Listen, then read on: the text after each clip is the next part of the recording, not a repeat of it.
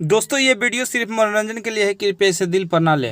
भैया जी हम परीक्षा में फेल हो गए बानी, अब हम पुदीना बेचबे पुदीना लोता भैया तेरा नेनुआ बेच देता नहीं। ले लो नेनुआ।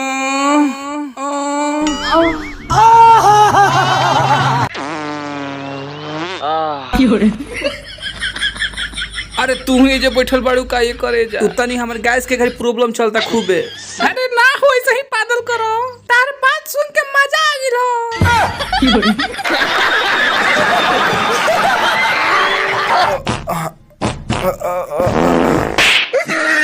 साला पुदीना खो पुदीना खा के साला हमारा घर पाद मारते रहते।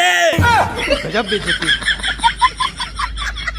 अरे ओ संभा, ये बसंती नेनुआ कब से बेचने लगी रे?